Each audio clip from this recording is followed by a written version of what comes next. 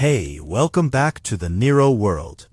Today we're diving into another Nero Wolfe mystery, smart, sharp, and worth every minute.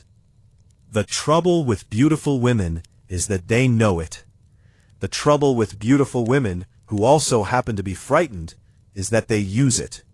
When Sylvia Marsh walked into Nero Wolfe's office on a Tuesday afternoon in late October, she was doing both with considerable skill, and I noted the performance with professional admiration, even as I held the red leather chair for her and tried to look like a man who had seen it all before, which I had. But there's no rule that says a man can't enjoy the repetition. She was somewhere between 30 and 35, with dark hair pulled back in a style that managed to look both severe and elegant, the kind of contradiction that costs money to achieve.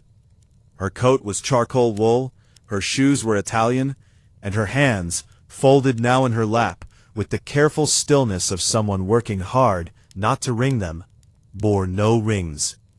She had gray eyes that moved quickly around the room before settling on Wolfe with the focused attention of someone who had come to spend money and intended to get value for it. Wolfe was behind his desk, which is where Wolfe always is when clients arrive. Partly because the desk is impressive, and partly because getting out of the chair requires an effort of will that Wolfe reserves for orchids and emergencies. He weighed, at last calculation, somewhere north of 1/7 of a ton, and the custom chair that held him was an engineering achievement I privately admired. He had his fingers laced across the shelf of his stomach, and was regarding Sylvia Marsh with the expression he uses when he is interested but determined not to show it, a slight compression of his lips, a faint elevation of one brow. "Miss Marsh," he said, "you were referred by Mr. Kramer's office, which is unusual. Inspector Kramer does not customarily send business my way." "He didn't exactly send me." Her voice was low and even, with the careful diction of someone who had worked to lose a regional accent. "He told me there was nothing the police could do, not yet," he said. She paused and smoothed an invisible wrinkle from her coat. "He said if I was serious about this, I might try you." High praise given its source. Wolfe unclasped his hands and reached for the glass of beer on his desk, his second of the afternoon, Fritz having delivered it at 2:15 with the punctuality of a Swiss railway. He drank, set the glass down, and said, "Tell me about it. From the beginning, and without editing. Archie will take notes, but don't let that concern you. He is discreet." I had my notebook open. I gave her a smile intended to convey discretion. Whether it succeeded is a matter of opinion. Sylvia Marsh drew a breath and began. "My brother's name is Daniel Marsh. He's 38, 2 years older than me, and for the last 6 years he's been employed as a senior analyst at a firm called Crestline Capital Group. They manage private investment portfolios, very high-end, very exclusive. Minimum client commitment is $5 million. "I know of Crestline," Wolfe said. "Continue." "3 weeks ago, Daniel called me. He was—" She stopped, started again. "He was not himself. Daniel is not a dramatic person, Mr. Wolfe. He's precise, methodical. He was a CPA before he went into investment analysis, and he has the personality that goes with that. He doesn't alarm easily, but on the phone that night, he was frightened. He said he had found something at work, something serious. He wouldn't say exactly what, only that it involved one of the firm's senior partners and a client account. He said he was going to report it." "To whom?" "He didn't say. He was being careful on the phone. He said we should meet for lunch that Saturday, and he'd explain everything." She opened her purse, removed a folded handkerchief, and held it without using it. A prop, I noted, not a necessity. "He didn't come to lunch. He called that morning and said something had come up, and he'd explain later. I didn't hear from him for 5 days. And when you did? Completely different. He said he'd been mistaken, that he'd looked more carefully at what he'd found, and it turned out to be nothing. A clerical issue that had already been resolved. He said he was sorry for worrying me." She looked at Wolfe steadily. He was lying. I know my brother. Wolfe considered her for a moment.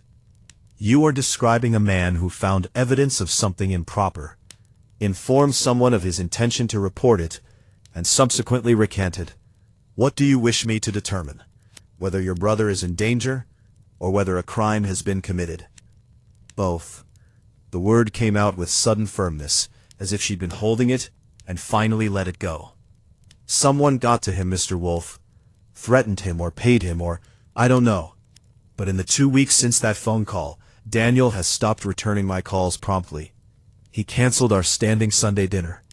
Yesterday his assistant told me he was in a meeting, when I know, because I called his cell phone simultaneously, that he was not. She set the handkerchief on her knee. He is either in trouble, or he has been made complicit in something. Either way, I need to know. Wolfe looked at me. That look means, what do you think? I gave a small shrug. That means, interesting enough. He looked back at Sylvia Marsh. Miss Marsh, you understand that I do not conduct investigations in the conventional sense. I do not pursue people, surveil properties, or collect physical evidence. I think. I ask questions. I expose contradictions. If there is a crime in what you've described, it will be found in what people say and fail to say, not in what I am able to observe in the field. Archie handles the field. Mr. Kramer explains something of your methods. Then we are clear. He picked up his beer again. My fee for a case of this nature begins at $10,000 and scales with complexity. Before we proceed, I have 3 questions. She nodded once. First, do you know the name of Crestline's senior partners? The managing partner is a man named Edward Falk. There are 2 other seniors, a woman named Patricia Voss and a man named Raymond Chu. Daniel works most closely with Falk and Voss. Second, did your brother mention a client's name in connection with what he found? A hesitation. Brief, but I caught it, and from the slight narrowing of Wolfe's eyes, so did he. No. Third, is Daniel Marsh in this city? Yes. He has an apartment on East 67th Street. He goes to work every day. He is, by all appearances, living his normal life. She looked at her folded hands. That is what frightens me most. He looks normal, he sounds normal, and he is not. Wolfe was quiet for a moment. Outside, the October wind pushed a scatter of leaves against the brownstone's front window. I could hear them, a papery whisper, like someone trying to pass a note under a door. Very well, Wolfe said. We will look into it. It took me 15 minutes to settle the financial arrangements with Sylvia Marsh, during which she wrote a check with the calm efficiency of someone who'd already decided to do it, and didn't see the point in making theater of the amount. When I came back to the office, Wolfe had turned his chair to face the windows and was staring at the street with the expression that means the machinery is running. Well, I said, dropping into my chair and flipping back through my notes. A frightened brother, a suspicious boss, and a firm that handles the kind of money that makes people do creative things with their principles. Where would you like to start? With breakfast, Wolfe said. It's 3:15 in the afternoon. With tomorrow's breakfast, I will be thinking tonight. In the morning, I want everything you can find on Crestline Capital Group. Public filings, personnel, any regulatory notices, any litigation. Then I want you to find a reason to speak with Daniel Marsh that does not involve his sister. A reason like what? I leave that to your ingenuity, Archie. It is, after all, what I pay you for. This is the kind of instruction that would drive most employees to quiet madness. But I had been working for Nero Wolfe long enough to recognize it as a compliment. He was telling me he trusted my judgment, which is Wolfe's way of avoiding the effort of being specific. And Crestline's partners? In time. First I want to know what Daniel Marsh knows, or rather, what he is pretending not to know. He picked up the book from his desk, a history of Byzantine trade routes that he had been annotating with the focused pleasure of a man who regards leisure reading as a competitive sport, and opened it. That will be all, Archie. I gathered my notes and went to the kitchen, where Fritz Brenner was doing something with a copper pot that smelled of shallots and white wine, and the kind of contentment that comes from being truly excellent at one thing. I poured myself a cup of coffee and sat at the kitchen table and started thinking about Daniel Marsh. A man who finds something wrong at work and plans to report it is not unusual. A man who finds something wrong, announces his intentions, and then abruptly changes his mind is considerably more interesting. It means someone talked to him, and the question of who had talked to him and what they'd said, or offered, or threatened, was the kind of question that had a specific answer, and specific answers are the only kind worth pursuing. I finished my coffee and went to my room to start the search on Crestline. By 10 o'clock that evening, I had a picture, and it was the kind of picture that rewards careful framing. Crestline Capital Group had been founded 11 years ago by Edward Falk, who had spent the previous decade at two of the larger investment banks before deciding, as certain ambitious men do, that the real money was in keeping the money private. The firm was registered, had a clean regulatory record, and managed approximately $800 million in assets across 32 individual client portfolios. Patricia Voss had joined as a partner 3 years after founding. Raymond Chu had come aboard 2 years after that. Daniel Marsh was listed on the firm's website as a senior portfolio analyst, his photograph showing a pleasant-faced man with wire-rimmed glasses and the slightly distracted expression of someone thinking about numbers. What was interesting was what the firm's most recent SEC filing didn't quite explain. A notation regarding a suspended internal audit, filed 8 weeks ago. The explanation given was restructuring of compliance procedures, which is the kind of phrase that means whatever you need it to mean. I wrote it up and left the notes on Wolfe's desk. In the morning, when I came down at 8, the notes had been moved 6 inches to the left. Wolfe signaled that he had read them, and there was a new orchid cutting in the vase on the corner of his desk. He had been in the plant room since 7, which is his habit, and wouldn't be down until 11. I ate Fritz's eggs and considered the suspended audit and thought about a man with wire-rimmed glasses who had found something and then, very suddenly, decided he hadn't. Someone at Crestline Capital was managing more than portfolios. The question was which one, and the answer, as Wolfe would say, was in the contradictions. We just hadn't found them yet. I found Daniel Marsh the next morning outside a coffee shop on Lexington Avenue, 2 blocks from the Crestline offices. I want to be clear that this was not surveillance, or rather, it was the kind of surveillance that I prefer to call strategic positioning, which involves a good cup of coffee and a newspaper and the calculated patience of a man who has done this often enough to know that people are creatures of habit. Sylvia had mentioned her brother stopped at a particular coffee shop each morning. I verified this with a single phone call to a contact at the building management company for Crestline's office tower, confirmed the firm's floor, noted the coffee shop on the corner, and arrived at 8:40. Daniel Marsh appeared at 8:52. He was smaller than his photograph suggested. Photographs taken for corporate websites tend toward flattery, with the slightly compressed posture of a man who carries tension in his shoulders. The wire-rimmed glasses were there, and the pleasant face, but there were shadows under his eyes that suggested a stretch of unpleasant nights. And he was moving with the careful deliberateness of someone watching his surroundings without appearing to. I let him get his coffee and get settled at a corner table before I walked over. "Excuse me, Daniel Marsh, from Crestline?" I made my face do the thing that says I'm not sure, and I'm slightly embarrassed to be asking. "I thought I recognized you from the symposium last spring." "Craig Donovan, Heller Asset Management." I put out my hand. He took it after a half-second's hesitation, which told me he was cautious, but not rude enough to refuse. "Yes, I remember the symposium." He didn't, but the polite fiction cost him nothing. "Are you waiting for someone?" "Just finishing up."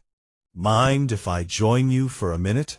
I've been meaning to reach out about the Hendricks allocation model your firm presented. I had a few questions." Another hesitation. Slightly longer. "I'm not really the right person to. Just preliminary thoughts.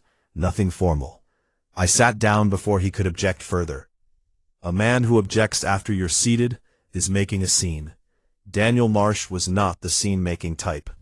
For the next 10 minutes, I asked him approximately nothing of importance about the Hendricks allocation model, which I had read about just enough the night before to ask coherent questions and follow his answers with knowledgeable nods. What I was actually doing was watching him the way Wolfe has trained me to watch people, not for what they say, but for how they say it, and more importantly, for the small involuntary contractions that happen when a person is working hard to appear normal. He was working very hard. His hands were steady. His voice was measured. His answers were precise and technically competent. But 3 times in that 10 minutes, his eyes went to the door of the coffee shop, with the specific attention of someone expecting an interruption they don't want. And once, when a man in a dark overcoat passed the window outside, he lost his train of thought for 2 full seconds before recovering. I said it was good to meet him, and left him to his coffee. That afternoon, Wolfe came down from the plant rooms at 11, ate the lunch Fritz had prepared, a cold poached salmon with a sauce involving capers and dill, that I ate with enthusiasm, and Wolfe ate with the focused appreciation of a man attending a religious ceremony, and listened to my account of the morning, with his eyes closed and his fingertips pressed together. "Describe the interval when the man in the overcoat passed," he said when I'd finished. About 2 seconds. He'd been explaining the risk-weighting calculation, and he simply stopped. Mid-sentence. His eyes went to the window, tracked the figure outside, and then he picked up exactly where he'd left off, like a record that skips and then catches. And the door? Same movement. A quick check, then back to me. Not nervous exactly, more like maintained vigilance.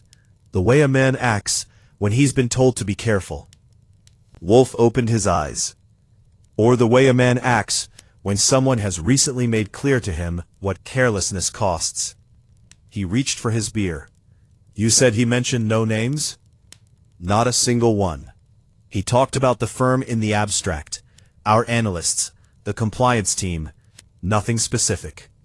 "Interesting. A man who finds something irregular at work and subsequently recants is most likely to have been approached by whoever he found it on. The approach may have been financial or coercive. The subsequent silence suggests the approach was effective." He drank. "What I do not yet understand is why the approach was necessary. If Daniel Marsh found an irregularity significant enough to report, there are mechanisms within the firm and without that he might have used. He chose instead to tell his sister. Why? It was a good question. I said so. Because he did not trust the mechanisms, Wolfe said. Which means the irregularity he found is either within the firm's own reporting structure or involves someone with sufficient influence to compromise that structure. He set his glass down. "We need the partners. Arrange interviews, Archie. All 3. Falk, Voss, and Chu. The pretext can be a potential new client seeking a preliminary consultation. Make it credible." "How much money should this fictional client have?" Wolfe considered. 12 million. Specific enough to be plausible, general enough not to require detailed backstory. I spent the afternoon making calls. By 4 o'clock, I had appointments. Patricia Voss would see me the following morning, Raymond Chu the morning after, and Edward Falk, whose assistant had the carefully calibrated manner of someone paid to make access difficult, had agreed to a Thursday afternoon meeting at Crestline's offices. I reported this to Wolfe, who was back in the plant rooms with Theodore Horseman and a new shipment of Cattleya hybrids, and received through the intercom a grunt of acknowledgement that I have learned to interpret as approval. Patricia Voss occupied a corner office on the 22nd floor of a building on Park Avenue that was trying hard to look older than it was. The view was east, which means the Queensboro Bridge and the river, and on a clear morning, a sliver of sky that could almost convince you the city was finite. It was a good office, but not the best office in the suite. That, the receptionist had let slip while walking me back, belonged to Edward Falk. Voss herself was somewhere in her mid-40s, with close-cropped silver hair that she wore with the confidence of a woman who decided to stop apologizing for it, and found the decision agreed with her. She had a precise, angular face, and the kind of posture that suggests either a military background, or a very good posture coach. Her handshake was firm, and her desk was exactly, almost aggressively organized, not a paper out of place. Her laptop aligned parallel to the desk's edge, her pen in the cup at a right angle. "Mr. Goodwin," she said, with the particular warmth that financial professionals deploy for potential large-money clients. "Tell me about the account you're representing." I told her what Wolfe and I had prepared. A family trust, recently inherited, currently in treasury instruments, looking to diversify into a more active management strategy. She listened with the attentive patience of a professional, and asked questions that were sharp enough to tell me she was genuinely competent. But I wasn't there to evaluate her competence. I was there to watch her. At approximately the 12-minute mark of our conversation, I mentioned, casually, in the context of due diligence, that I had spoken with some of Crestline's staff in preparation for our meeting. One name I mentioned was Daniel Marsh. The reaction was controlled, I'll give her that. A blink, a slight pause, and then a smooth continuation of whatever she'd been saying. But the pause was there, and the blink was one beat longer than normal, and her hand, which had been resting on the desk, moved half an inch toward a pen she didn't pick up. "Daniel is one of our senior analysts," she said, "very capable, though for any actual portfolio consultation, you'd be working primarily with the partners." "Of course," I said, "he came well recommended."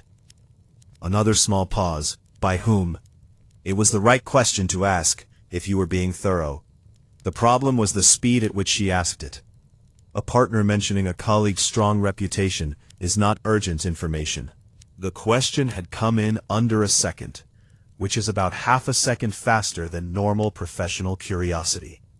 I named a fictional fund manager in Connecticut, and watched her accept it with relief she didn't quite manage to hide.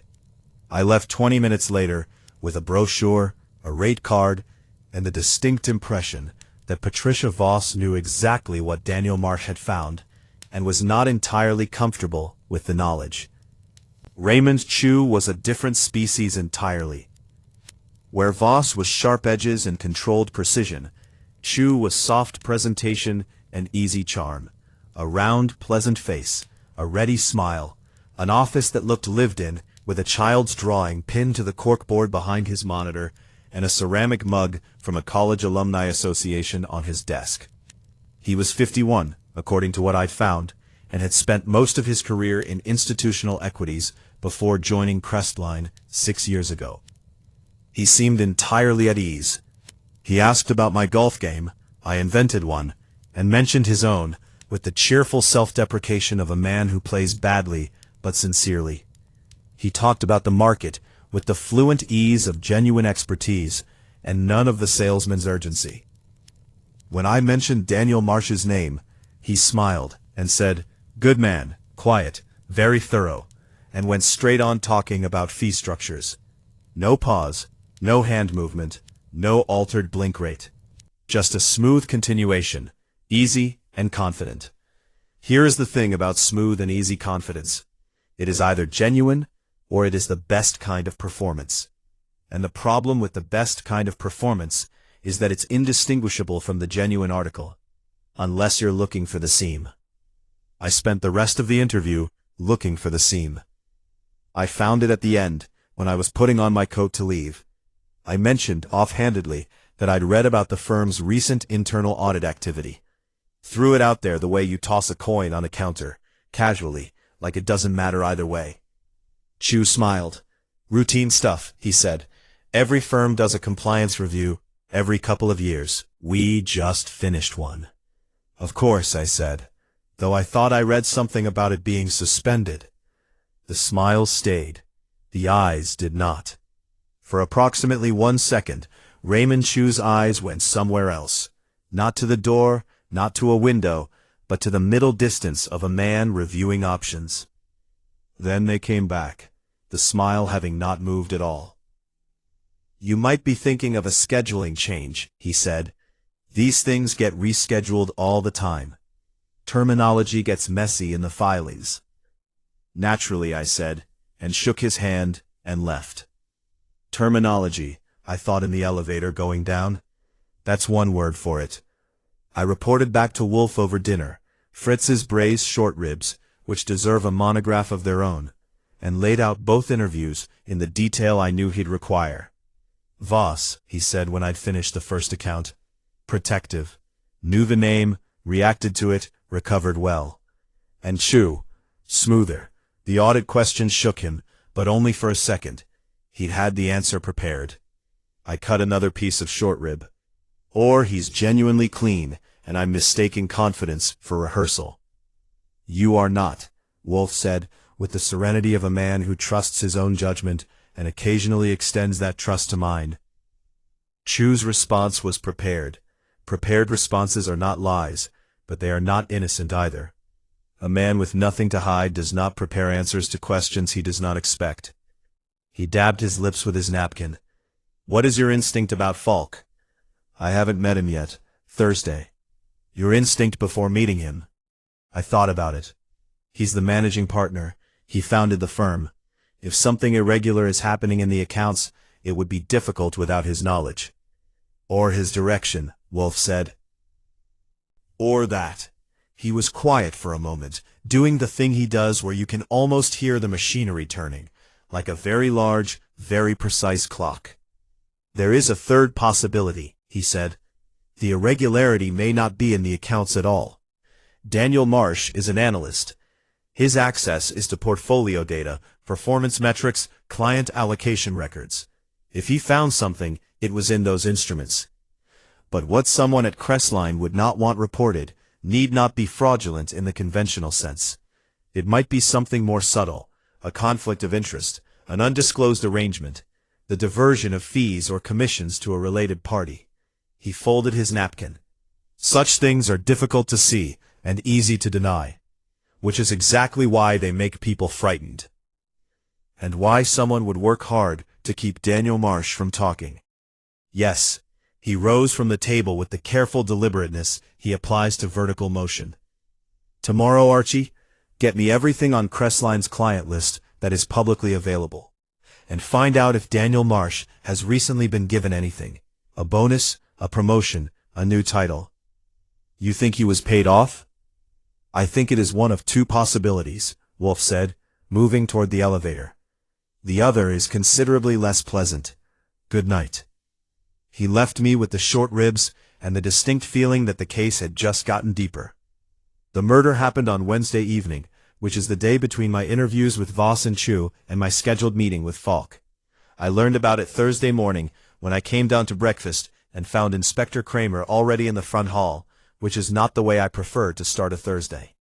Kramer is a large, patient, perpetually irritated man who has been the NYPD's primary liaison to Nero Wolfe for more years than either of them would choose to admit. He has a quality I've always respected.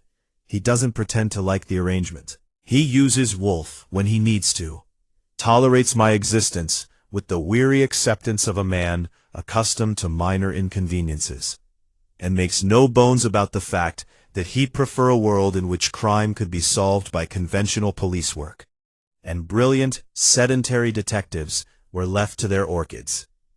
He was standing in the hall with his hat in his hands, and the expression of a man who has already had a bad morning and expects it to get worse. Is he up? He said. In the plant rooms. He won't be down until 11. It's a homicide. That might speed him up, I said. Come in. I got him coffee, which Fritz produced with the diplomatic graciousness he extends to everyone who enters the brownstone, including those he privately regards as a nuisance, and sat him in the office and went up to the plant rooms. Wolfe was at the potting bench with Theodore, working on a Miltoniopsis that was showing signs of bacterial rot, the kind of problem that would normally consume his morning. But when I told him Kramer was downstairs with a homicide, he handed the cutting to Theodore without a word and came. He arrived in the office at 9:10, which is approximately 2 hours before he would normally descend under any other circumstances. If you think that tells you something about Wolfe's relationship with homicide cases, you're paying attention. Inspector, he said, settling into his chair, you have 30 minutes before I need to return to my plans. Kramer, who has heard this particular claim many times and knows it for what it is, set down his coffee cup. Edward Falk, he said, managing partner at Crestline Capital Group, found last night in his apartment on Fifth Avenue. 2 shots, small caliber, close range, no signs of forced entry. I kept my face still, which took some effort. Wolfe's expression didn't change at all, which took rather more. Time of death, Wolfe said. Medical examiner puts it between 8 and 11 Wednesday evening. Housekeeper found him this morning. She has a room in the apartment, but she works late Wednesdays, and he was in his study when she left at 7:30. Alive and well. The study. Yes, sitting at his desk. Both shots to the chest. Tight grouping. Whoever did it knew what they were doing, or got lucky, or Falk didn't fight it. The apartment's security? A doorman building. Good one. The doorman on duty Wednesday evening logged 11 visitors to the building over the relevant window. Falk received 2, one at 8:15, one at 9:40. The 8:15 was his son, Marcus Falk, who lives uptown and says he stopped by to drop off some papers. He was logged out at 8:50. The 9:40 visitor was a woman who gave the name Sandra Collins and said she was a friend. The doorman described her as mid-30s, dark hair, well-dressed. She was not logged out. My mind went to Sylvia Marsh, dark hair, mid-30s, well-dressed. I looked at Wolfe and found him already looking at me, which told me he'd made the same calculation. Was she, I said carefully, logged out at a later time under the same name? No. Either the doorman missed her exit, which he says didn't happen, or she left through another exit. Kramer looked at me with the steady attention of a man who has been doing this long enough to notice when people are almost saying something. You know something. I know several things, I said. The question is which ones are relevant. Goodwin. His voice had the flat emphasis of a man not in the mood. I looked at Wolfe. Wolfe's chin dipped approximately 3 millimeters, which is his version of a nod. We were retained 2 days ago, I said. Client came to us concerned about her brother, who works at Crestline as an analyst. Brother found something irregular in the firm's business, was going to report it, then suddenly decided he hadn't found anything, and clammed up. We started preliminary interviews. I spoke with Voss and Chu yesterday. Falk was on my schedule for this afternoon. Kramer processed this with the stillness of a man filing information.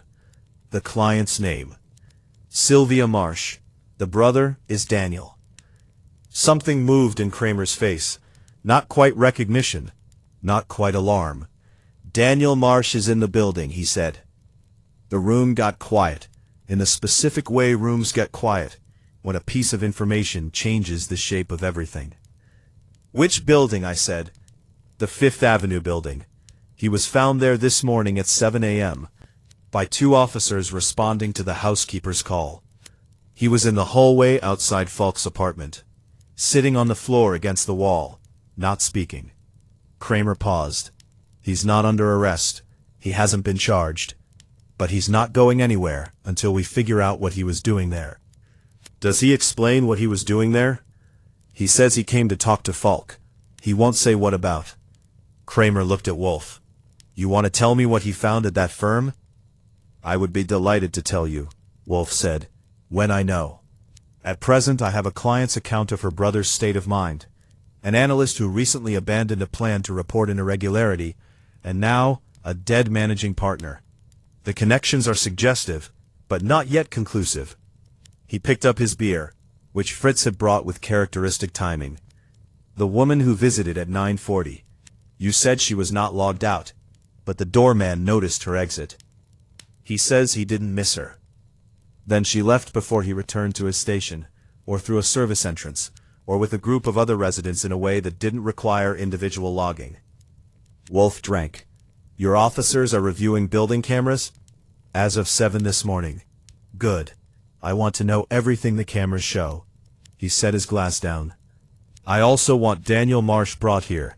Not arrested, not questioned further at the station. Brought here, with his cooperation freely given, as soon as practicable. You don't give me orders. I give you suggestions, which you are free to decline. In this case, I suggest that Daniel Marsh knows something that will resolve this case, and that he is considerably more likely to say it in this room than in yours. You have resources and jurisdiction. I have methods." He folded his hands. "Inspector, a man is dead. Shall we negotiate the protocols, or shall we solve the murder?" Kramer looked at him for a long moment, with the expression of a man who has lost this argument before, and knows he is about to lose it again. "I'll see what I can do," he said. After Kramer left, I called Sylvia Marsh and told her what had happened. There was a silence on the line that lasted long enough for me to count to 6 before she said, "Is Daniel all right?" "He's not hurt. He's with the police." "Did he—" She stopped. "We don't know anything yet," I said. "Wolfe wants to speak with him. Can you call him and tell him he should come here?" Another silence. "He'll come," she said. "Tell Mr. Wolfe he'll come." She hung up before I could say anything else, which was probably wise. There are questions that shouldn't be asked on the phone, and she was smart enough to know it. I went back to the office and told Wolfe. "Good," he said. He was already back at the book on Byzantine trade routes, which told me he was thinking hard enough that he needed the book as camouflage. In the meantime, cancel the Falk appointment, and say nothing of the reason. Then find out everything you can about Marcus Falk. The son who arrived at 8:15 and left at 8:50, which is 35 minutes. A man who visits his father to drop off papers and stays 35 minutes, either had papers that required discussion or had business beyond the papers. He turned a page he wasn't reading. Also, the name Sandra Collins, the mystery visitor. The name given to the doorman by the mystery visitor. It is either real or invented. If invented, it was invented under pressure, a name chosen quickly in the moment. People choose invented names from their immediate experience. The name Collins is common enough to be useless. Sandra is less common. See if anyone connected to this case has a connection to the name. I wrote it down. Wolfe turned another page. Archie. Yes. Edward Falk was not killed by an amateur. Close range, tight grouping, no struggle, no forced entry. He closed the book without marking his place. Someone came to his door, and he let them in. Which means he knew them, which means the murder is inside the circle of this case, not outside it. That's a small circle, I said. Partners, family, and one frightened analyst. Yes, Wolfe said, pleasingly small. He didn't look pleased. But with Wolfe, the absence of displeasure is the closest thing you get. Daniel Marsh arrived at the brownstone at 3 in the afternoon, escorted by a uniformed officer who had the good sense to stay in the vestibule. He came into the office, looking like a man who had spent the night on a floor, and the morning being questioned by police, which is exactly what he had done. He was smaller in person than even my Lexington Avenue coffee shop impression had suggested. The kind of smallness that comes not from height, but from the way a person holds themselves when they're carrying something heavy. His glasses were clean, which told me he was the kind of man who cleaned his glasses even under stress. His suit was yesterday's, but he'd straightened the tie. I put him in the red leather chair and told him Mr. Wolfe would be down in a moment, which was technically true in the same way that the sun will be up tomorrow is technically true. Accurate, but unhelpful about timing. I got him water, which he drank half of immediately, and sat at my desk. Wolfe came down at 3:15 and took his place behind the desk with the deliberateness that lesser men use for crossing a courtroom. "Mr. Marsh," he said, "you look exhausted. The police are thorough, if nothing else." "They asked me the same questions about 15 times, Daniel Marsh said. The voice was quiet, precise, with the slight flatness of someone who has been talking too much. "They were hoping the answers would change. They did not, which either means you're telling the truth or you're very good." Wolfe regarded him with patient attention. "I have no interest in the same 15 questions. I want only the ones you haven't answered yet." Marsh looked at me. I gave him the neutral face. "Your sister hired you," he said. "She did. She was concerned about you. She shouldn't have." The words came out automatic, Rehearsed. The same response he'd given Sylvia, I suspected, several times. No, Wolfe said pleasantly. I think she should have. A man who plans to report a professional irregularity and then inexplicably decides there is nothing to report is a man whose concerns have been redirected by an external force. The question is who applied the force and what it cost them. The death of Edward Falk has, I imagine, altered your calculations considerably. Marsh looked at his hands. I didn't kill him. I didn't suggest you did. I'm asking about the irregularity.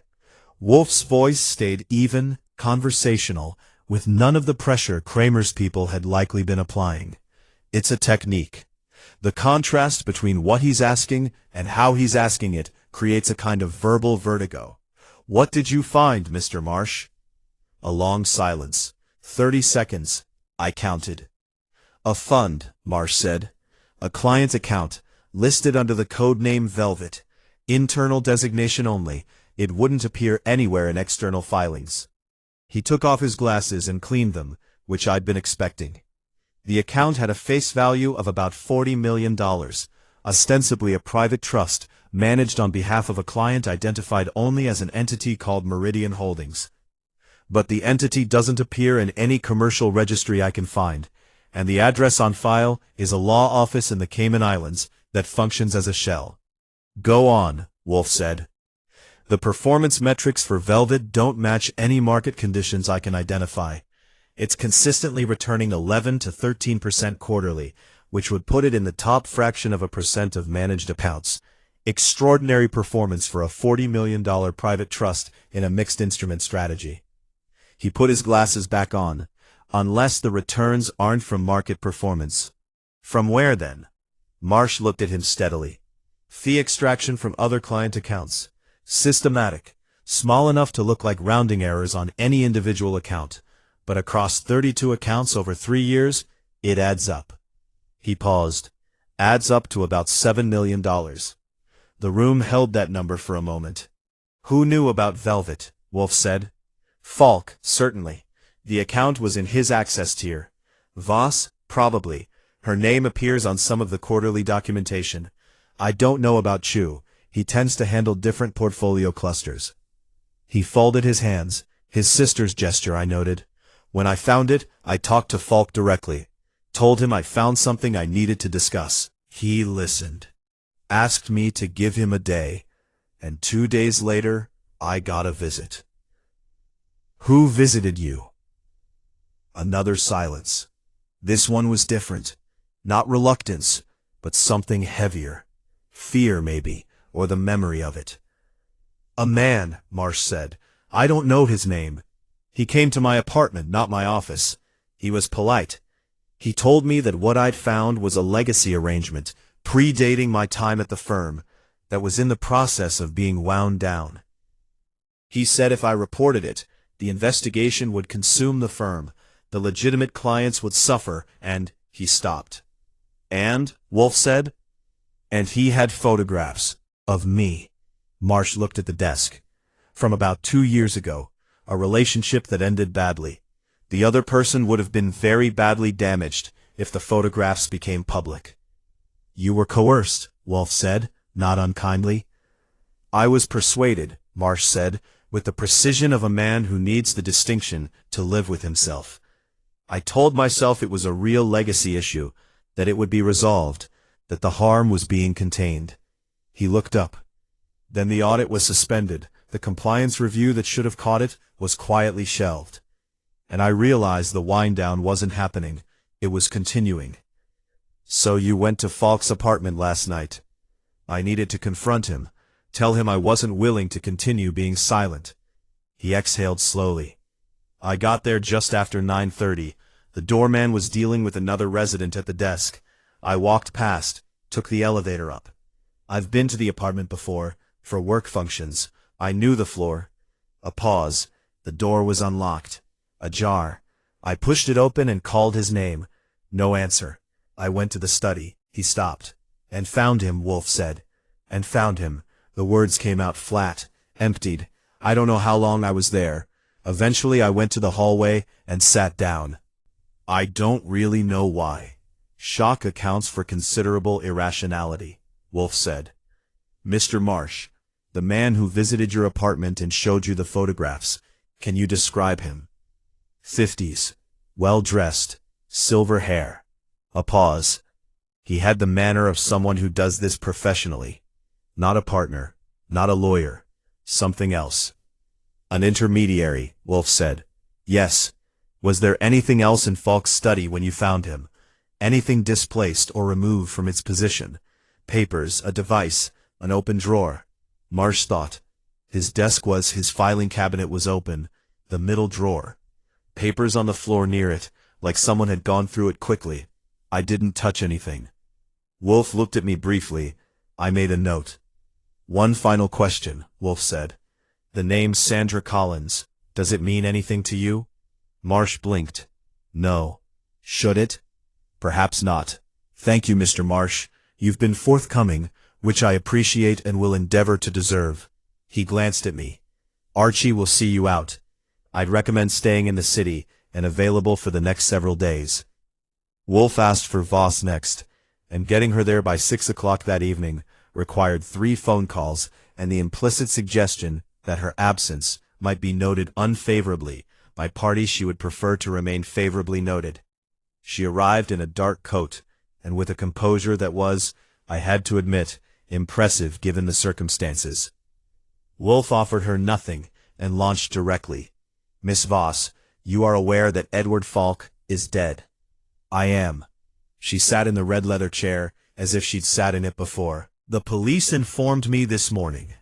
And you're aware that an internal account designated Velvet and linked to an entity called Meridian Holdings has been systematically extracting fees from Crestline's client portfolios over a period of approximately 3 years. 3 seconds.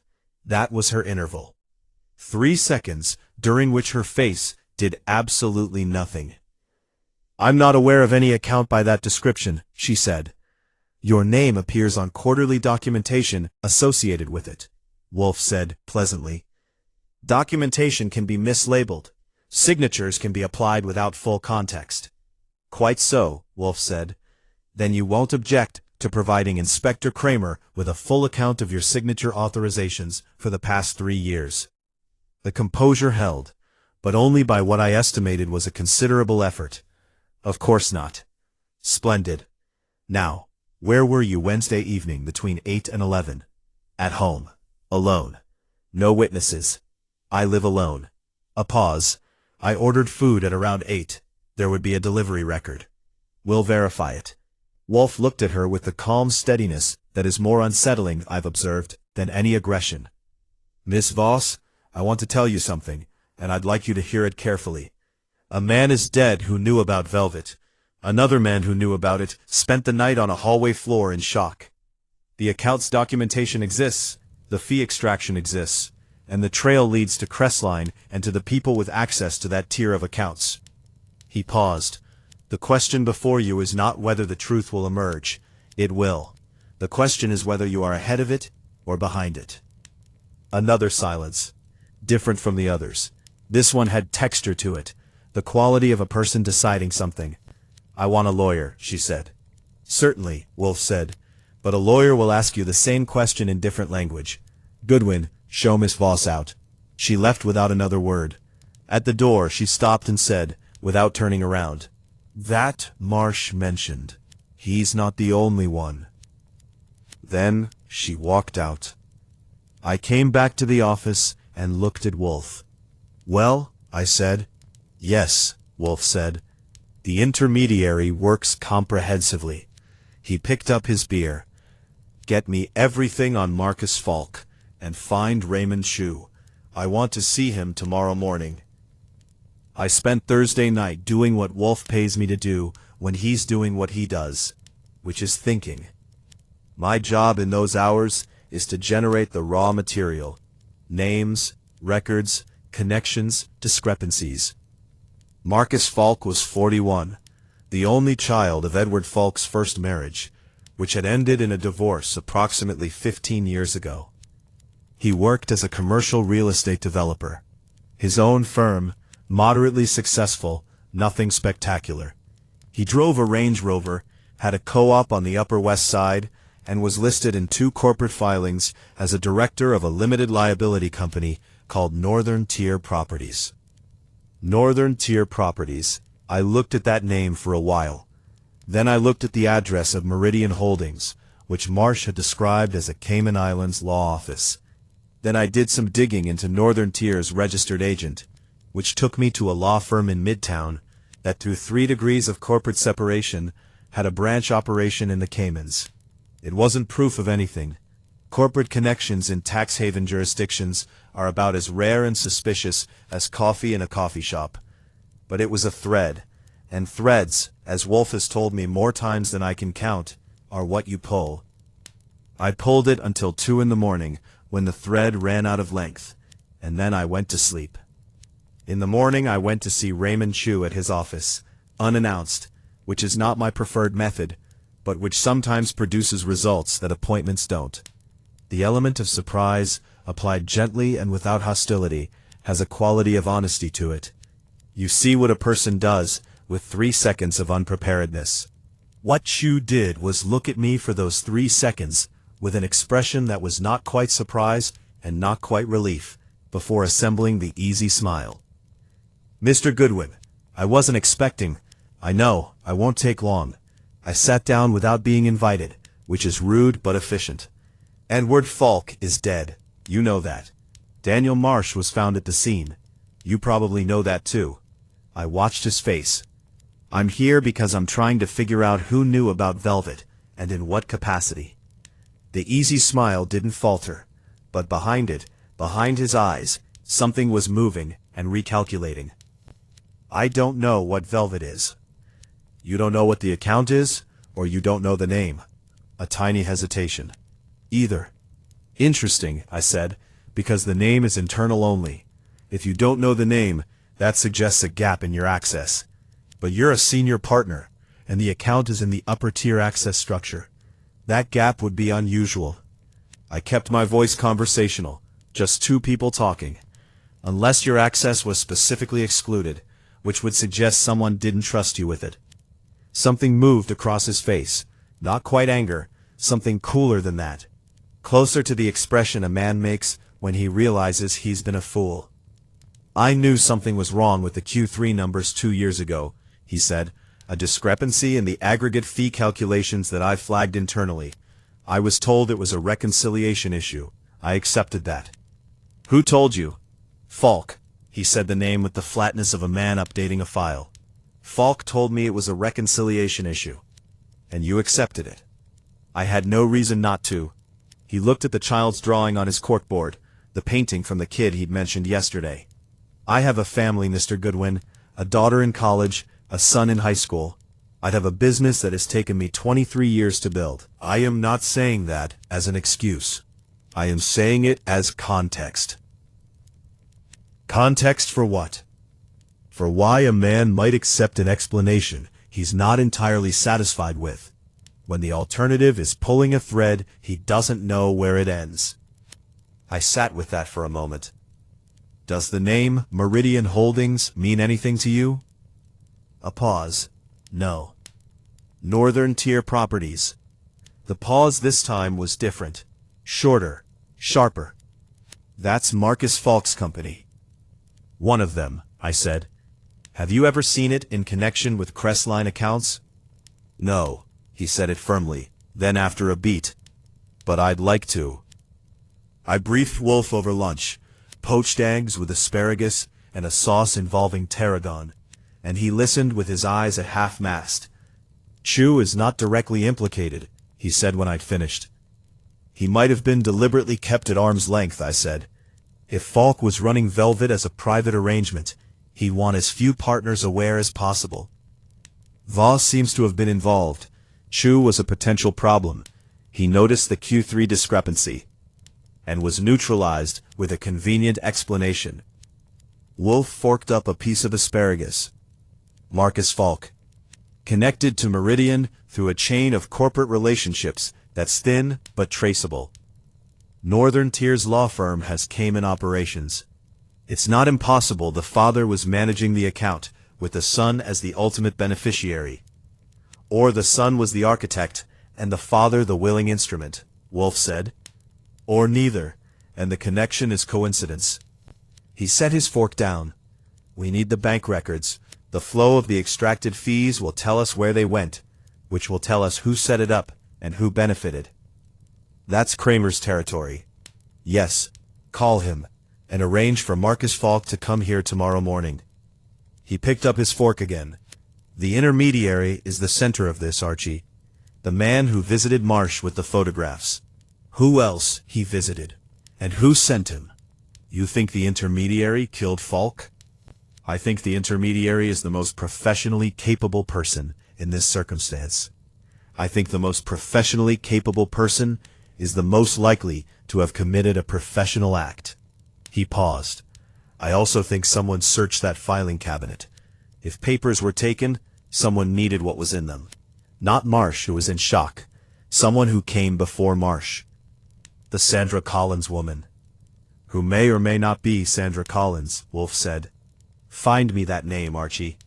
In the context of the case, anyone connected to Falk, Voss, Chu, Marcus Falk, or Meridian Holdings. Find me Sandra Collins. I found her that evening. Her name was Sandra Collins Reeve, and she was a lawyer. Not a criminal lawyer, not a corporate lawyer, an estate attorney who handled private trusts. Her firm was a small, respected boutique on Madison Avenue. And she had been, until 8 months ago, a trustee of a private vehicle called Meridian Holdings, until her name was removed from the filing and replaced with the signature of the Cayman Law Office. She had been removed, replaced. I sat with that for a while. A person who is removed from a trust arrangement they were party to has a reason to be angry. A person who is angry and has professional knowledge of the arrangement has a reason to want documents from a filing cabinet. And a person who wants documents from a filing cabinet has a reason to visit a dead man's apartment. But that doesn't make her a killer. Unless she was already there when the killer came, or the killer was already there when she came. I called Wolfe at 9:15. He listened without comment. Then he said, "Get her here tomorrow, before Marcus Falk." "You want them both?" "I want them sequentially. First Collins Reeve, then Marcus Falk. The order matters. Tell him I need the camera footage from Falk's building, specifically the service entrance, between 9 and 10 Wednesday evening." "You think Collins Reeve used the service entrance?" "I think she's a lawyer who knew the building and the arrangement and had every reason to be discreet. If she used the service entrance to leave, the doorman's log is irrelevant. She was already registered entering at 9:40. She may have found Falk alive. She may have found him dead. Either possibility is informative. And the filing cabinet? Yes. What did she take, and why? And was what she took already gone when she arrived? Good night, Archie. I sat in my room for another hour, looking at the case the way you look at a complicated knot, trying to find the end that, when pulled, loosens everything else. I thought I could see it, but I wasn't sure yet which end it was. Wolfe spent Friday morning in the plant rooms until 10, came down, ate the breakfast Fritz had held for him, shirred eggs and a particular sausage that Fritz gets from a man in Yorkville, and then sat in his chair and did nothing visible for 45 minutes. When Wolfe does nothing visible, he is doing a great deal that's invisible. I have learned not to interrupt it. At 11:15 he said, without preamble, "The photographs." I looked up from my desk. Marsh's photographs, and Voss implied she had been similarly coerced. The intermediary held photographs over at least 2 people connected to Crestline, Wolfe said. This is not improvised. An improvised coercion uses whatever leverage presents itself. This coercion was collected in advance, photographs obtained, vulnerabilities identified, the approach calibrated to each individual. He pressed his fingertips together. The intermediary was not responding to Daniel Marsh's threat to report. He was already in position before Marsh found anything. I saw it. The arrangement was protected from the start. Before there was ever a whistleblower, someone had prepared the ground. The Velvet account has been operating for 3 years, Wolfe said. The fee extraction required that no one inside the firm would question or report it. That requires either eliminating potential reporters in advance or having sufficient leverage over them that should they notice, they could be managed. He paused. Marsh noticed because he's thorough and intelligent. He was managed. The question is, who else noticed, who was managed in advance before they could notice, and who, crucially, was not managed at all? Chu wasn't managed, I said. Chu was managed by simpler means, a verbal reassurance, sufficient to a man who, as he told you, had his own reasons for not pulling threads. Wolfe's expression suggested something between sympathy and analysis. Chu is not implicated. He is merely cautious in the way that comfortable people with much to lose are often cautious. So the comprehensive management applies to Voss and Marsh, possibly others. Possibly, but consider if you are running a fraudulent account within a firm, and you need insurance against internal discovery, you do not leverage everyone. You leverage the most likely threats. Voss was a partner with full access. Marsh was the most thorough analyst. The others were either excluded from access, or sufficiently motivated by self-interest not to look too carefully. He unfolded his hands. Now, the money. Marsh said $7 million extracted over 3 years. Where did it go? I had the partial picture from my research. The extracted fees would flow into Velvet as apparent portfolio gains. From Velvet, distributions would be made to Meridian Holdings. From Meridian, we lose the trail in the Caymans. But the trail reemerges, Wolfe said, in Marcus Falk's Northern Tier properties, possibly. I can't confirm the connection is financial without records. Kramer has the records, or will have them. He looked at me. Call him. I called. Kramer had subpoenaed Crestline's financial records the previous afternoon.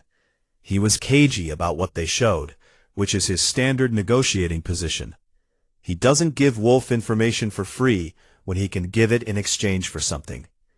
I told him Wolfe had a working theory that would benefit from confirmation, and that Wolfe's working theories had a historical track record he was welcome to evaluate. Kramer told me the subpoenaed records showed distributions from the Velvet account to Meridian Holdings over 33 months, totaling approximately $6.8 million. The Meridian entity's ultimate beneficiary structure was being traced through Cayman channels, which was slow. I asked about Northern Tier properties. A pause. How did you get that name? The same way we get all names, I said. Goodwin's method. Ask me sometime. Marcus Falk received 2 payments from an entity adjacent to the Meridian structure, Kramer said, with the tone of a man parting with something valuable. Total of $800,000 over 18 months. The structure was designed to look like consulting fees for real estate advisory services. And was it? No real estate advisory services were ever documented. He paused. I want to know where you're going with this, Goodwin. Come tonight at 8, I said. Bring what you have. Wolfe will tell you where it goes. Sandra Collins-Reeve arrived at 2 in the afternoon. She was 44, compact and deliberate in her movements, with the particular wariness of someone who has spent years in rooms where things are not said directly. She had deep-set brown eyes and the composed expression of a woman who has decided exactly what she will and will not acknowledge before walking through a door. She had come voluntarily, which told me she was smart enough to understand that voluntary cooperation is better than the alternative, and that Nero Wolfe is, despite everything, a less unpleasant environment than a police interrogation room.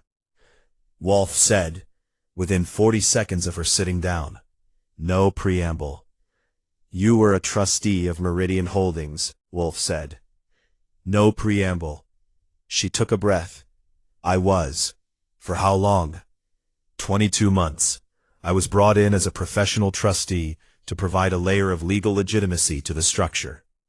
The arrangement was presented to me as a standard tax efficiency vehicle for a private family trust. She paused. I became concerned about the source of the funds approximately 8 months ago. And requested removal? I requested an accounting. When the accounting was not forthcoming in any satisfactory form, I resigned the trusteeship. Her voice was steady, but her hands were in her lap, in the same careful stillness I'd noticed in Sylvia Marsh. I retained documents, which you went to retrieve from Edward Falk's filing cabinet Wednesday evening, Wolfe said. She looked at him for 3 seconds. I went to Falk's apartment Wednesday evening to confront him about the documentation he had retained copies of, specifically my signature on the Meridian Trust formation documents. Signatures I had provided in good faith, which were now potentially evidence of my participation in a fraudulent structure. She paused. I found him alive. We argued. I left approximately 20 minutes later. What time? Approximately 10:15. I used the service entrance because I preferred not to be noticed. She held Wolfe's gaze. He was alive when I left. He was very angry, and he was frightened, and he was alive. Did you take documents from this filing cabinet? I took copies of my own signature pages, nothing else. And the cabinet was in what state when you left? A pause. Closed. Fully closed. I was running calculations. If the cabinet was closed at 10:15 and open, with papers on the floor, when Marsh arrived at 9:30, then either Collins Reeve was lying about the timing, or someone else had been in the cabinet between Marsh's arrival and the police's. Or Marsh was lying about the cabinet. Or there was a third visitor between 10:15 and the death. Mr. Falk was frightened, you said, Wolfe said. Of what? He didn't say specifically. He said he had been pressured, that someone was moving up the timeline. I didn't know what that meant. She looked at her hands. I know what it means now, I suppose. Who sent the intermediary to coerce Marsh and Voss? I don't know his name. But the Meridian arrangement, at the level I saw it, was being operated through a management instruction that came from outside Crestline. She looked up. There was a name I saw once in the correspondence, a reference to the account's primary beneficiary instruction. The name was Selway. Wolfe's eyes moved to me. I wrote the name down. One final question, Miss Collins Reeve. Did Falk mention his son on Wednesday evening? A pause. He mentioned that Marcus had been insulated. That was the word. He wanted Marcus insulated from what was coming. Thank you, Wolfe said. You will make yourself available to Inspector Kramer, I expect. I've already called him, she said. This morning. She left with the composure of a woman who had done the calculation and found honesty the better position, which meant she was either genuinely innocent of the worst of it, or she was extremely good. After she'd gone, Wolfe sat with his beer for 2 full minutes without speaking. Then, the intermediary's name, or the name of the person who engaged him, is Selway. Find it. I found it in 20 minutes. Gerald Selway, 61 years old, a former investment industry compliance officer, who had 11 years ago left that world and was listed in various incorporation documents as a business development consultant. He was on the board of 2 private companies with Caribbean structures. He had no criminal record. He had, until 10 years ago, worked at the investment bank where Edward Falk had been employed before founding Crestline. They had been colleagues, old colleagues, and sometimes the most dangerous people are the ones who know you from before. Marcus Falk arrived at 10 Saturday morning. I had expected someone who looked like his father. I had found photographs of the elder Falk in archived financial press profiles. A tall, sharp-featured man with the bearing of someone accustomed to deference. The son was shorter, broader, and he'd inherited his father's jaw, but not apparently his composure. He came in moving quickly, the energy of a man who has decided on a posture, aggressive confidence, and is working to maintain it. He was also, I noted, very well dressed for a man whose father had been buried 2 days ago. The suit was new, or very recently pressed. I mention this not as evidence, but as atmosphere. I don't know why I should be here, he said, before sitting. I have a lawyer. You should sit down, I said pleasantly. Mr. Wolfe will be specific about time. He sat. Wolfe came in at 10:10, settled into his chair, and looked at Marcus Falk with the expression he uses for potential opponents. A neutral, calculating regard. "Mr. Falk," he said, "my condolences on your father's death. I'll dispense with the courtesies promptly. You received $800,000 over 18 months from a Cayman-structured entity adjacent to a fraudulent account operating within your father's firm. The payments were disguised as consulting fees for which no documentation of services rendered exists.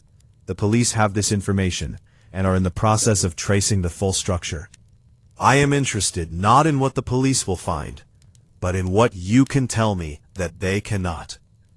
Marcus Falk looked like a man standing at the edge of a decision. He had the lawyer's reflex.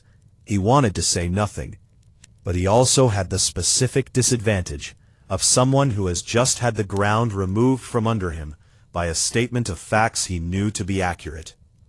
"I didn't know it was fraudulent," he said. "Not at first." "When did you know?" "6 months ago, when I started asking questions about the source of the distributions, and my father became difficult. Evasive, angry when I pressed. He told me the arrangement was clean.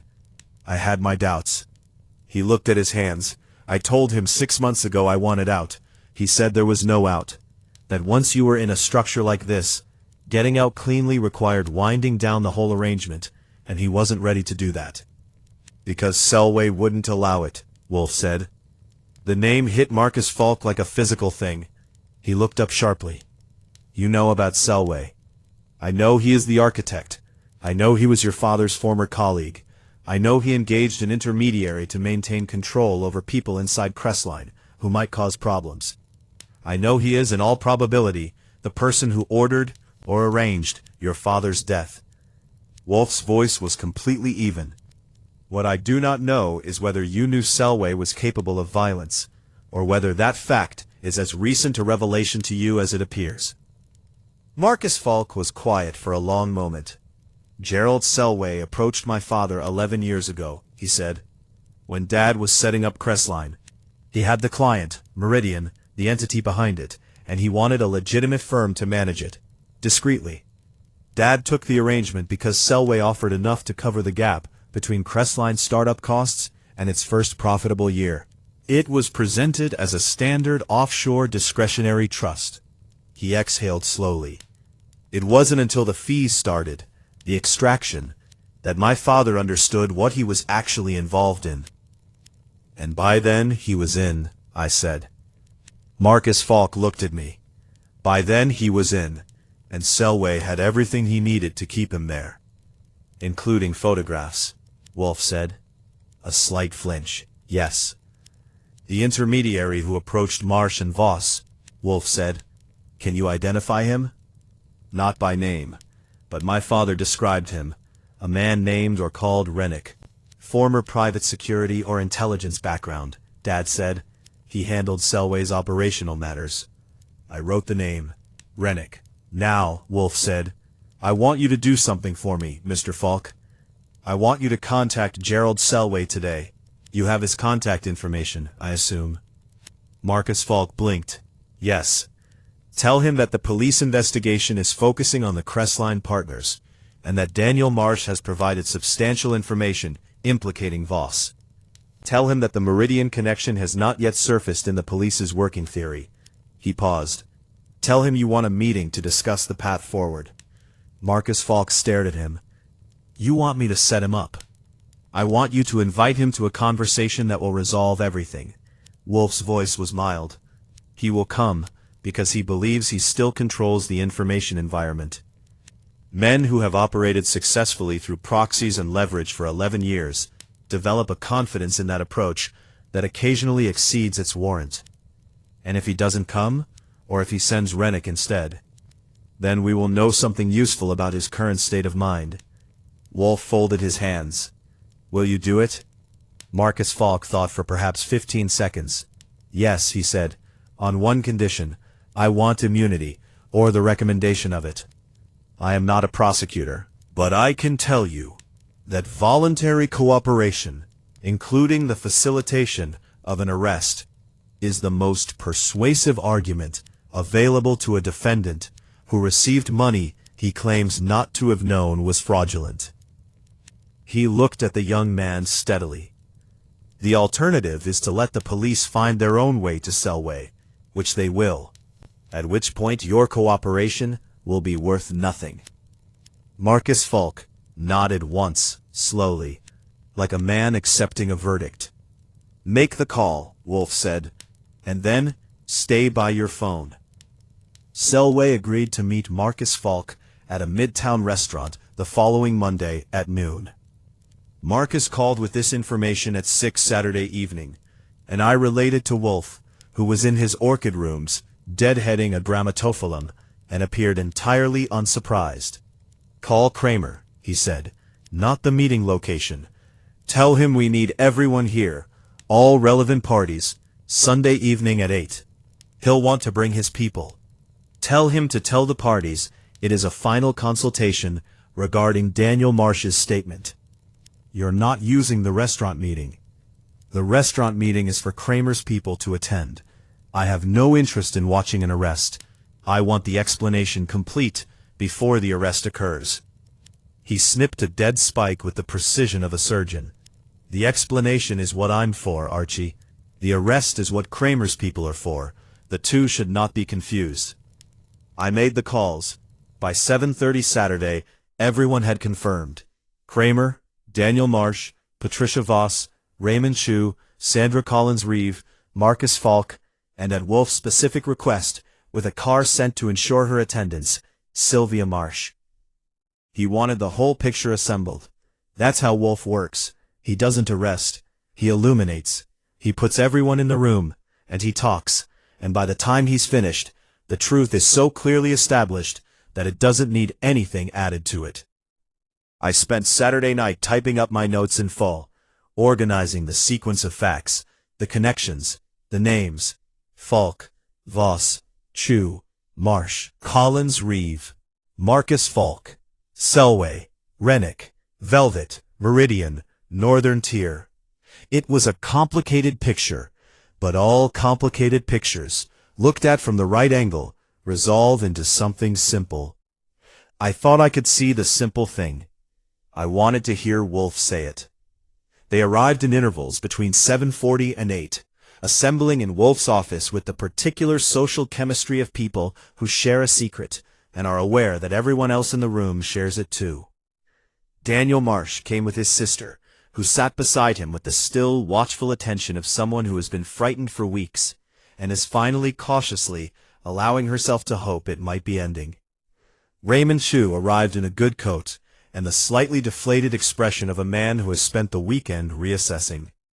Patricia Voss came in with a lawyer, a compact, efficient-looking woman who had the demeanor of someone prepared to say no comment several times, and meant it, and sat as far from Chu as the room's seating would allow, which told me something about what the last few days had been like in Crestline's corridors. Sandra Collins-Reeve took a chair near the door, with the measured ease of a woman who has cleared her conscience and is now merely a witness. Marcus Falk sat near the window, not looking at anyone. Kramer stood against the far wall with two officers who were there to listen and, if necessary, to be present. Wolfe surveyed them from his desk with the calm authority of a man at home in every sense of the word. "Thank you for coming," he said. "I will be precise, because precision is more useful than drama, and because most of you have had a sufficiently dramatic week without my adding to it." Fritz had placed a fresh beer at Wolfe's elbow. He didn't touch it. 11 years ago, Gerald Selway approached Edward Falk with a proposition. Selway had a client, or more precisely, a pool of funds whose provenance would not withstand scrutiny, and he needed a legitimate investment management firm willing to house those funds in a nominally respectable structure. Wolfe's voice was even, informational, the way a good professor explains a complicated theorem. Falk took the arrangement. The resulting structure was the account called Velvet, tied to a beneficial entity called Meridian Holdings. For 8 years, the arrangement was relatively contained. Velvet existed as a paper vehicle, its returns fabricated on paper, its connection to legitimate client accounts limited. He paused. The room was very quiet. 3 years ago, the arrangement changed. Selway needed actual returns. Meridian's distributions had to show real money flowing through them to satisfy certain external obligations I will not speculate on, though Inspector Kramer's colleagues are better positioned to pursue the question. The decision was made, by Selway, with Falk's complicity, to begin extracting fees from Crestline's legitimate client accounts. Small amounts per account. Across 32 accounts. A mechanism designed to look like rounding errors and reconciliation noise. The accumulated total, over 33 months, was approximately $6.8 million. Chu made a small sound, not quite a word. Wolfe glanced at him. Mr. Chu flagged an anomaly in the aggregated figures 2 years ago. He was told it was a reconciliation issue. He accepted this. He had private reasons for not pursuing it, which are understandable if not admirable, and which are in any case insufficient to constitute complicity. He looked at Kramer. Chu is not involved in the fraud. Kramer nodded once. The lawyer beside Voss made a note. Patricia Voss, Wolfe continued, was involved. Her access to the Velvet accounts documentation and her signature on quarterly records makes this clear. Whether her involvement was coerced from the beginning or entered voluntarily is a matter the relevant authorities will determine. The photographs held over her by Selway's intermediary are a mitigating factor, though not a dispositive one. The lawyer touched her arm briefly. Daniel Marsh discovered the fee extraction through the kind of thorough, methodical analysis that distinguishes excellent analysts from adequate ones. He brought it to Falk's attention, which was, from Marsh's perspective, the appropriate internal step, and which was, from Falk's perspective, an emergency. Wolfe looked briefly at Marsh, who sat with his hands folded and his eyes steady. Falk contacted Selway. Selway deployed his intermediary, a man who goes by the name Rennick, who visited Marsh with coercive leverage and persuaded him to recant. The photographs, Marsh said quietly.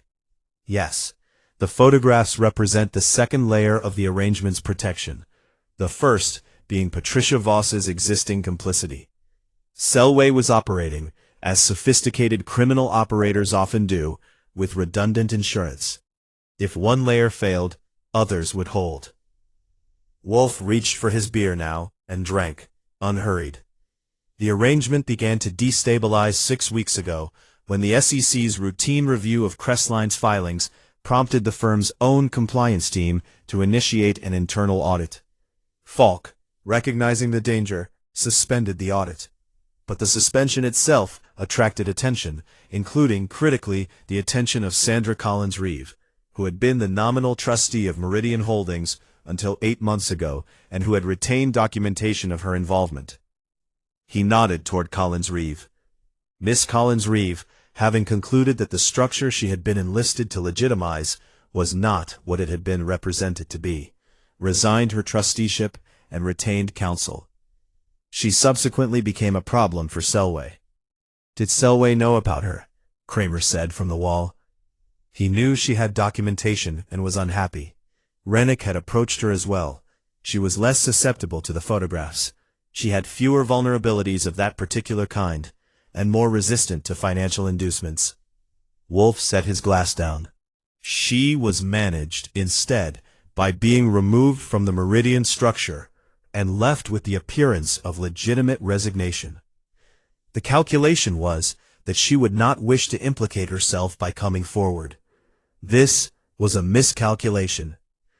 Collins-Reeve looked at the floor briefly, but said nothing. The denouement, Wolfe said. Wednesday evening. 3 things happened in sequence. First, Marcus Falk, who had been receiving distributions from the Meridian structure, and had 6 months ago demanded that his father extricate them both, was informed by his father that Selway had decided to accelerate the wind-down. Not because Falk had requested it, but because the regulatory risk had become untenable. The wind-down, however, was not a clean extraction. It involved the destruction of documentation. He looked at Marcus Falk. Marcus Falk went to his father's apartment at 8:15 to receive documents that he had been told would finalize his separation from the arrangement. He was there 35 minutes. He left with the documents. His father was alive. Marcus Falk said nothing. His jaw was tight. Second, at 9:40, Sandra Collins-Reeve arrived at Falk's apartment. She had come to retrieve her own signature pages from Falk's files, pages that in the wrong hands could imply a deeper involvement than she in fact had. She found Falk alive, argued with him, retrieved copies of the relevant pages, and left through the service entrance at approximately 10:15. Falk was alive. The filing cabinet was closed. Collins-Reeve kept her eyes forward. Third, at some point between 10:15 and Daniel Marsh's arrival, at approximately 9:30. Kramer cleared his throat. Marsh arrived at 9:30. Yes, I apologize, I misspoke. Marsh arrived at approximately 9:30, which is before Collins-Reeve's arrival. Let me restate the sequence. Wolfe didn't look flustered. He never does. Marsh arrived at 9:30.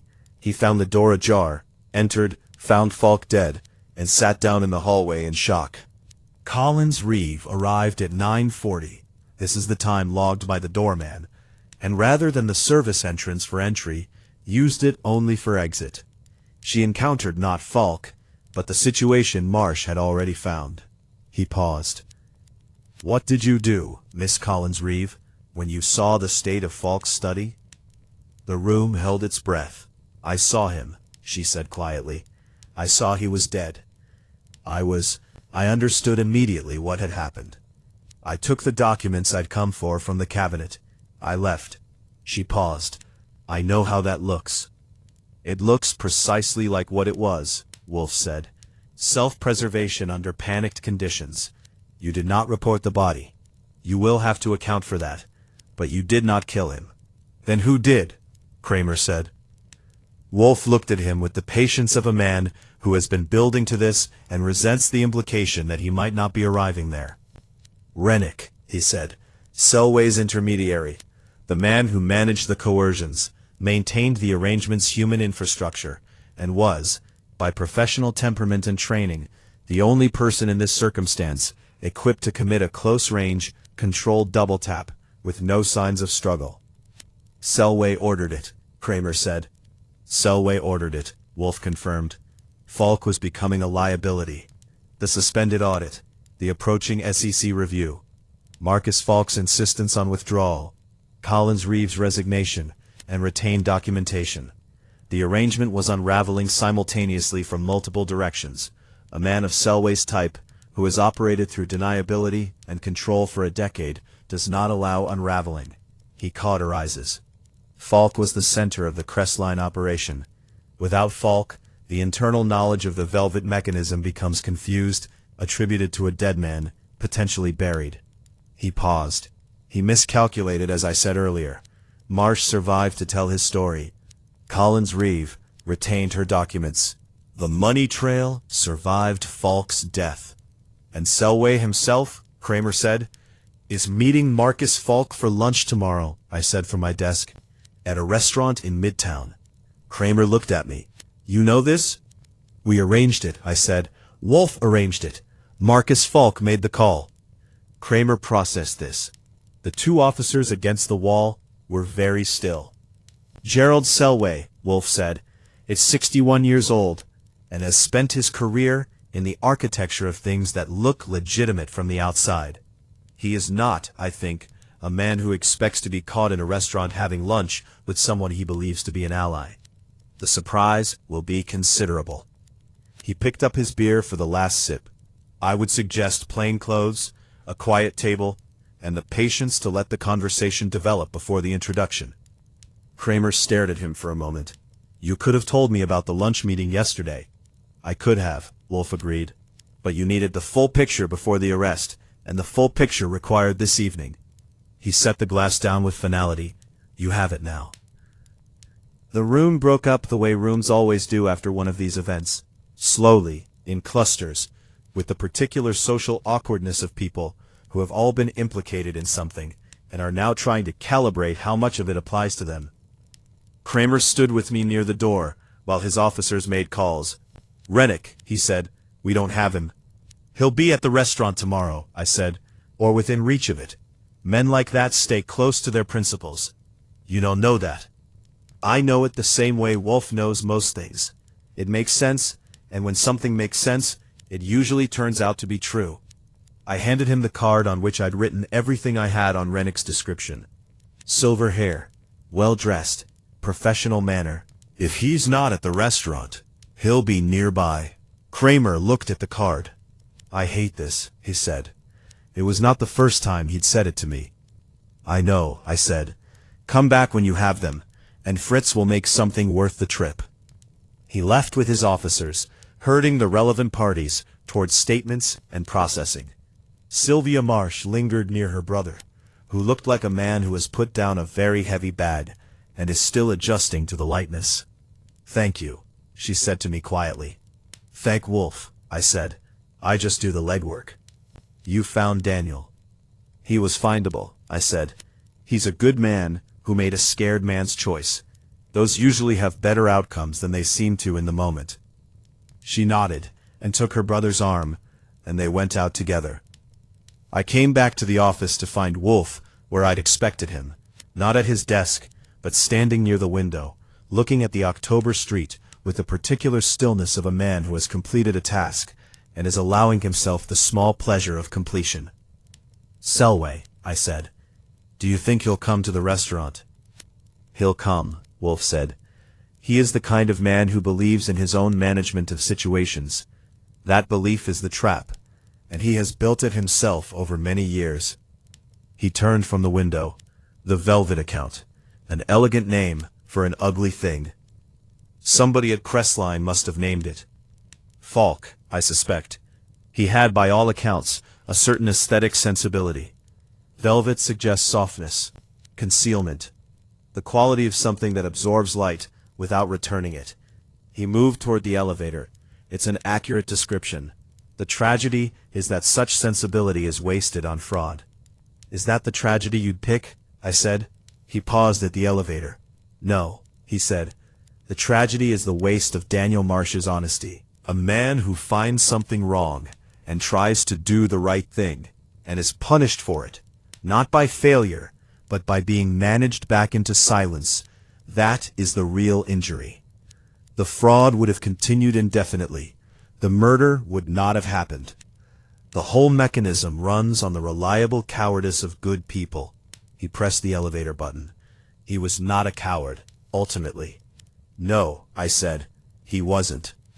See that he knows that, Wolfe said. Good night, Archie. The elevator closed. I stood in the empty office with the cases and the bookshelves and the orchid in the corner vase and the lingering smell of Fritz's dinner. And I thought about a man cleaning his glasses on a Tuesday morning outside a coffee shop, tracking a stranger in an overcoat through a plate-glass window with the eyes of someone waiting for the other shoe. The other shoe had dropped, finally, and it had dropped on the right foot. I turned off the lights, which is always my job, and went to bed. Selway was arrested the following day at 12:17 at a corner table of a restaurant on West 52nd Street, while in the process of ordering a Cobb salad. Rennick was taken in the lobby of the same building 12 minutes later, which is how Kramer told me it, with the satisfaction of a man who has closed a case and is not entirely willing to give Wolfe full credit, which is fair, because Kramer did the actual arresting and deserves something for the effort. Gerald Selway was charged with first-degree murder, conspiracy to commit fraud, wire fraud, and several other things that the prosecutors arranged like place settings at a formal dinner, each one more elegant than strictly necessary. He retained a lawyer who was very expensive and very good, and who was not, ultimately, good enough. Rennick pled. The photographs he'd used to coerce Marsh and Voss were found on a drive at his apartment, because men of his type keep leverage even after it's served its purpose, which is one of the professional vanities that eventually undoes them. Patricia Voss cooperated with the investigation. The outcome of that cooperation is still, as of this writing, pending. Daniel Marsh left Crestline Capital Group, and as of last month, was working as a consultant for a regulatory compliance firm that specializes in exactly the kind of irregularity he found. He sent Wolfe a note, brief and precise, that said simply, "Thank you for believing the evidence." Wolfe read it, set it on his desk, and said nothing for a moment. Then he told Fritz that dinner should be moved 15 minutes earlier, which is, for Nero Wolfe, practically a standing ovation.